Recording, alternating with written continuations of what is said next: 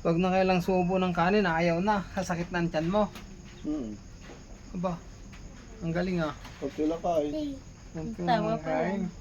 Pero naglalaro naman yan. Pumasok pa yan kanina eh. Yun, napatak na naman. Pag nagugutom ka, mahapde ang tiyan mo. Hindi. Pag busog, mahapde.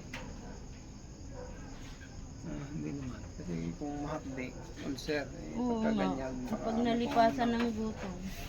Baba mo yung kamay mo. Baba mo. Baba mo. Tignan natin. Pagkatapos kumain ni Bruno Mahigagat.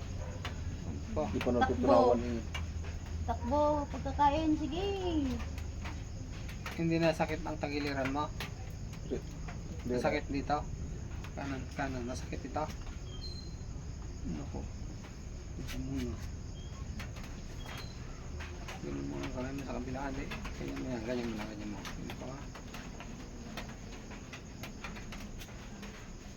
Tinapalan ko. Nakatulog yan kagabi nung tinapalan ko ng ano, yung dahon ng bagawak, baga yung pula. Tulog yan. Napatak na naman ulan. Tay, nagpapala pala kayo. Tuloy yung pag-alis namin Yan. sa Cebu. Kailan? Pag December na Sabado, kiyos na kayo mag-book. Hinintay ko lang yung ticket. Sabi ko sa akin. Ayos lang. Basta mag-iingat kayo doon. Sabi ko magsasabi ko muna ulit ako sa inyo. Sabi ko ito mag Gano'n naman Sabado para may pira ka pa. Wala na, sabi ko hindi kayo puli. Walang nagagawin na doon eh. Sabi ko pagbalik ko, ito para sa inyo. Sabi ko sa kanya. Bakit ganong ilang araw kayo doon? Malalaman na isang linggo, 2 linggo. Ano lang Kasi, yan? Hindi nagtatagal. Hindi ka kaya na isang linggo daw eh. Hindi yan nagtatagal. Naghanap pa na isang tao si Marvin na isasama doon. Hindi yan nagtatagal doon ng mga ano. Parang nag-ano lang yan si paring Marvin. Babawalan nyo ito yung ano yung bagong kain na nagtatakbo kayo Yan. nahihiga. Ha? Ilang beses ng... Baka madali ng appendix ito.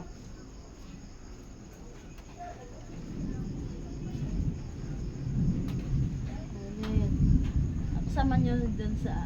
May kanan na itong nasakit sa kanya eh. Kanan. Tama namin yun. Wala pang gagawin ng mga labor. Dahil naman nun Cebu. Ano gagawin nila doon? Ano yan? Baka si paring Marvin yan? Kung saan saan naka-ano yan? Marvin na. Diyan, yung ano ni... Ano, Denny Hill? Yung Ayaw. ano ni Nanay Tere? Manugang. Manugang, asawa ni Maring Sheila. Manugang. Kapatid din nila ni paring Mino. Yan ano yan, nilunggo din yan. Tapos kung saan saang project yan ang inaano niya, kaya lang sa malayo. Dati sa ano sila sa Cagayan Valley sila nung nakaraan dati. Si Obik dati kasama yan sa Iloilo galing yan sila sa Iloilo. Sa Mindanao pala, Mindanao. Yung mga bata nasakit pa. Hindi na nasakit yung tagiliran mo. Ito hindi na. Galaw-galaw mo nga. Ganon mo nga. Ganun mo, bebe. Sige nga. Kung ini tumuwid, Joe, sakala nasakit. Pag Basta sabi ako pwede tayo ko nga nini. Sige nga, patayin mo nga. Tuwid mo nga. Kung nasakit pa. Parang nababanat ang ano yan. Sige Parang nga. nababanat yung... Parang Nasakit pa. naninigas ang tiyan. Sigurado ka hindi na Hindi nasakit siguro ha. nakakadumi yan. Sige, Nakakadumi ulit. ka ba, Upo anak? ulit, upo ka. Tignan pa Nakakadumi natin ka ulit. ga? Na? Sabi ko, tapalo na sa market. Baka yun yung nanigas lang. Hindi. Nakakadumi ka ga? Sa maras ka to. Hindi yan. Paanuhan mo muna yan. Hindi natutunawa. Ay, Jesus name. Gagawin tapos hindi ha. Pagkatapos mo yung bagong kain ka, huwag ka magtatatakbo ha. Binabawalan na ng kanyang kuya. Sige. Okay, kahit naman kung halimbawa yung appendix, dali na makuha yan sa therapy. Kaya lang ibig sabihin niya, ingatan pa rin. Hindi natutunawa yan. Bata papatay. Nahihiga ka agad. Pagkakatapos kumain. Kaya yan. Naninigas ang tiyan. Ay, yun na. ulan. Ay, Nagsawa. may bagyo man yata. Ang lawak ng ano nila no, kalsada. Ang ganda na doon sa loob. Karga sa ano, 4 wheels kasi.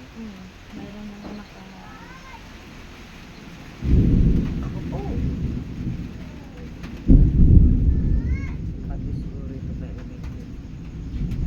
Nakabakod na pala yan diyan. Ano. Ibig sabihin dyan nalabas yung baka. Labas din.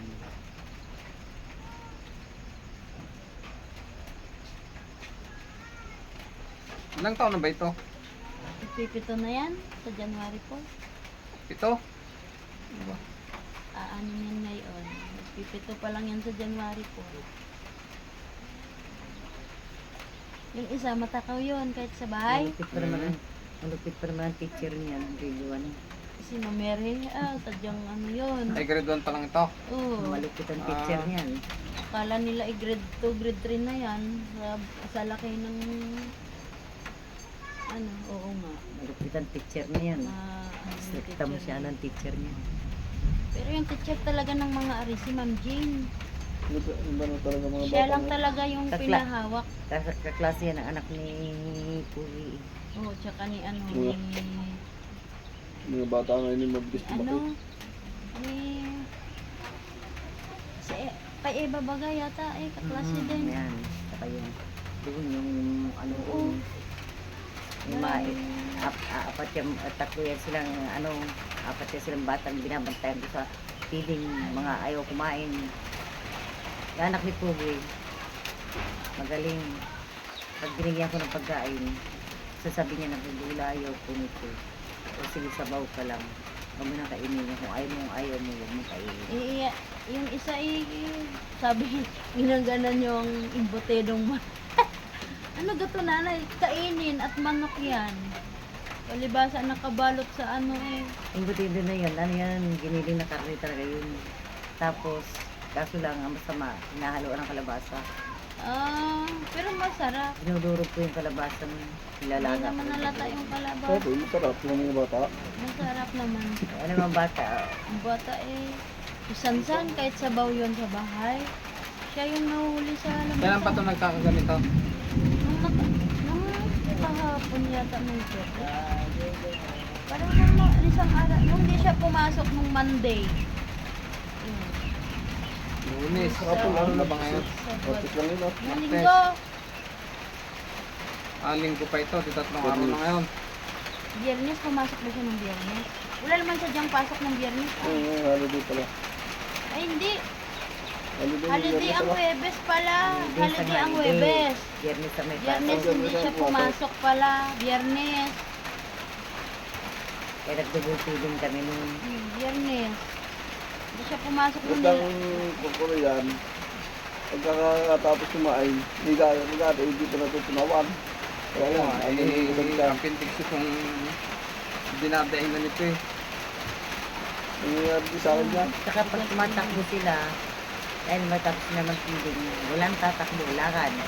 Kaya ang ginagawa ko, kapag may nahuli, hinahatid ko doon. Kasi nagtatakbuhan sila eh. Eh, binabawal yun. Si Mami Yari ipag ano naka. Pag makulong siya pala. Ayaw nagpatatakbo ni Mami Ray, tapos nila. Linya. Nawala ka sa pila, patay ka. Yun. Naalala ko na yung nagkaroon ng bata ng ano. Yung nagkaroon ng pantal-pantal na iyon. Talagang galit na galit yung ano. Hindi. Hindi naman sa totoo talaga yun. Nagpilin kami noon. Sabi niya sa akin, hindi daw allergy din anak niya sa kalabasa. Ang sagot ko naman sa kanya, kung allergy mo, ay huwag niyo na pakainin. Oo. Oh. Yun pala, ang kamalan ni Ma'am Mary doon, na-advise ko pala kay Ma'am Mary, na hindi siya pwede pakainin doon sa feeding kasi masilang siya sa pagkain. So, dinala pa rin ni Ma'am Mary doon. Tapos iba yung nanay. Kaya, hindi ko kumakain ng ganyan na. Sabi ko kung allergy, dapat hindi ko nila dinadala sa feeding. Kasi hindi naman namin alam kung ano yung Oo. bawal at saka hindi. Dapat nakipag-concern kayo sa mag-teacher para alam namin kung sino yung dapat namin Oo. kakain o hindi. Saka nag-chat niya si Ma'am Jane. Sabi kung ang anak mo ay ayaw mong usali sa feeding at mayroong hindi dapat makain, huwag nyo nang Katulad ng hipon, paghipon, nasabi ka agad namin na sinong allergy, di makulam na feeding namin. Gusto nito yung balimoy na piniprito, yung may ano yan, nakain yung mga yan. Yung pala Ayos na. kaya nga inano siya ni Ma'am Mary, Kaya sabi, mo ulit, tignan mo kung meron pa. Sige na. natatnan ko kasi yun nag-uusap silang dalawa. Tingnan mo nga yung kanan yung tagiliran. Ganun yung mga mare. Yung mga yung nasakit ka. Meron mo, pagliran. Kanan. Sakit, hindi. Wala na. Sigurado ka? Bago to ha. Tapos Wala na yan. sigurado, ano pa? Hindi na masakit. Bawalan nyo itong magtatatakbo yung bagong kain na tapos yung hihiga. Hindi na Mga masakit. appendix na ito. Hindi mo nabibigyan kain niya na ano laang. Eh, Dalawa pagkakakain ni Higa, ay di hindi pa natutunawan. eh, Hindi na